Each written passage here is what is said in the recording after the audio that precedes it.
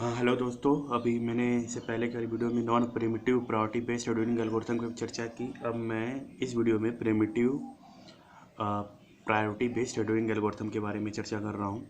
तो मैंने एक क्वेश्चन लिया है, यहाँ पे मैंने 4 प्रोसेस दिया है, P0, P1, P2, P3 और दोनों इनकी प्रायोरिटी दी दी है मैंने। P2 की 1 है, P3 की 2 है, P0 की 3 है एंड P1 की 4। मतलब सबसे हाईएस्ट प्रायोरिटी मैंने लोवेस्ट प्रायोरिटी को सबसे हाईएस्ट प्रायोरिटी माना है, तो मतलब लो वैल्यू को। P2 की सबसे हाईएस्ट प्रायोरिटी 1 है, P3 की हाईएस्ट सेकंड हाईएस्ट प्रायोरिटी 2 है एंड P0 की third highest priority and P1 की सबसे लास्ट हाईएस्ट प्रायोरिटी है। और बस टाइम मैंने 5, 3, 2, 1 दे रखा है और मैं मान के चल रहा हूँ कि ये सभी प्रोसेस 0 मिली सेकेंड पर अराइव हो रहे हैं। तो 0 मिली सेकेंड पर अराइव हो रहे हैं प्रोसेस। तो उसके लिए अगर मैं जैंट चार्ट डिज़ाइन करूँ तो देखिए कैसे चीज़ डिज़ाइन होगा। तो मैंने यहाँ पे पहले देखिए 0 मिली सेकेंड पर सभी प्रोसेस आ रहे हैं, P0, P1, P2 and P3। Okay, P0, P1, P2 and P3 सभी जब प्रोसेस 0 से मिली सेकेंड पर अराइव हो रहे हैं, तो मतलब अब जो भी प्रोसेस आएंगे प्रायोरिटी के बेस पर ही आ जाएंगे क्योंकि सब अराइव हो चुके हैं एक साथ। तो सबसे पहले कौन एग्जीक्यूट होगा? P2 एग्जीक्यूट होगा। समझ में आ रहा होगा आप लोग को? P2 2 मिली सेकेंड। फिर नेक्स्ट P3 होगा 1 मिली सेकेंड, मतलब 3 and P0 5 millisecond.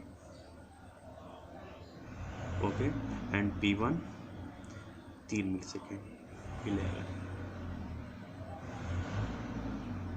Okay, तो ये आप लोग को समझ में आया होगा ये जैंट चार्ट। तो आपने एक चीज़ देखा होगा कि ये अगर 0 मिली सेकेंड में कोई प्रोसेस अराइव, सब प्रोसेस अराइव हो रहे हैं एक साथ, तो इनका जो जैंट चार्ट बनेगा आपका नॉन प्रिमिटिव के थ्रू जो बन रहा है और प्रिमिटिव के थ्रू, दोनों के थ्रू सेम ही बनेगा। मतलब हम ये अगर 0 मिली सेकेंड पर अराइव हो रहे हैं सभी प्रोसेस, तो कोई मैटर नहीं करता है कि ये हमें नॉन प्रिमिटिव के थ्रू करना है या प्रिमिटिव के थ्रू करना है, कोई मैटर नहीं करता।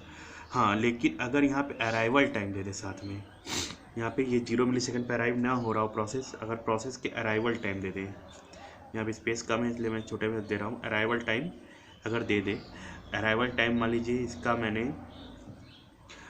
P0 का अराइवल टाइम मैंने दे दिया है 0 मिली सेकेंड, P1 का 1 मिली सेकेंड, P2 का 2 मिली सेकेंड एंड P3 का 3 मिली सेकेंड मैंने अराइवल टाइम दे दिया है। अब मैं इसको कैसे करूँगा? अब यहाँ पे प्रिमिटिव प्रायोरिटी बेस्ड शेड्यूलिंग काम करेगा। अब देखिए इसका जैंट चार्ट ऐसा नहीं बनेगा, कुछ अलग बनेगा। तो इसका मैं अगर जैंट चार्ट बनाऊँ तो देखिए कैसे बनता है। वीडियो थोड़ा सा लंबा होगा लेकिन पूरा देख लीजिए। तो पहले यहाँ पे 0 मिली सेकेंड पे कौन अराइव हो रहा है? P0 अराइव हो रहा है। अब चूँकि P0 की जो प्रायोरिटी है थर्ड हाईएस्ट है, तो लेकिन और सबसे हाईएस्ट प्रायोरिटी P2 के लिए, P2 आया ही, अराइव ही नहीं हुआ है तो क्या चलेगा?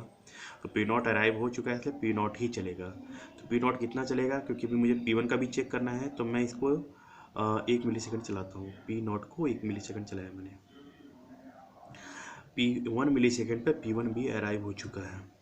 अब P1 की प्रायोरिटी देखिए 4 मिली सेकेंड है, तो ये P1 CPU से बाहर नहीं निकलेगा, P0 CPU से बाहर नहीं निकलेगा क्योंकि इससे ज़्यादा हाईएस्ट प्रायोरिटी, P0 की हाईएस्ट प्रायोरिटी ज़्यादा है, मतलब ज़्यादा है P1 से। तो P0 फिर से चलेगा। अगर मुझे चेक करना है 2 मिली सेकेंड, तो फिर से एक बार चला देता हूँ। एक चीज़ और मैं करता जाता हूँ, यहाँ पे 1 मिली सेकेंड चल चुका है, P0 फिर चला, 2 मिली सेकेंड पर पहुँचा, अब यहाँ पे अराइव हो चुका है P2। अब यहाँ पे गौर कीजिए कि P2 की जो प्रायोरिटी है P0 से अधिक है, तो ये क्या होगा? P0 CPU से निकल कर मीडियम टर्म शेड्यूलर में चला जाएगा, मतलब बाहर निकल जाएगा CPU से और वेट करने लगेगा। ठीक, तो P0 जब CPU से वेट करने लगेगा तो कौन ले लेगा इसका स्थान? P2 ले लेगा, मतलब 3 मिली सेकेंड और बचे इसको, P2 इसका ले लेगा। अब P2 को कितना चलना है? 2 मिली सेकेंड। तो पहले एक्चुअली मेरा 3 मिली सेकेंड पर प्रोसेस अराइव हो रहा है तो उसको भी चेक कर लेता हूँ। तो 3 मिली सेकेंड पर P3 अराइव हो चुका है। अब P3 का जो प्रायोरिटी है 2 मिली सेकेंड है और P2 है और P2 क्या 1 है, तो P3 नहीं चलेगा, P2 ही चलेगा, कंटिन्यू करेगा। तो P2 1 सेकेंड और चलेगा क्योंकि 2 मिली सेकेंड चलना है। 2 मिलीसेकंड चलना है, तो एक चल चुका था, अब एक और चलेगा, तो P2 अब ख़त्म, P2 का पूरा बस टाइम ख़त्म हो गया। अब कौन सबसे हाईएस्ट बचा प्रायोरिटी, अब P3 है, तो P3 चलेगा, कितना चलना है P3 को, 1 मिलीसेकंड, P3 1 मिलीसेकंड चला।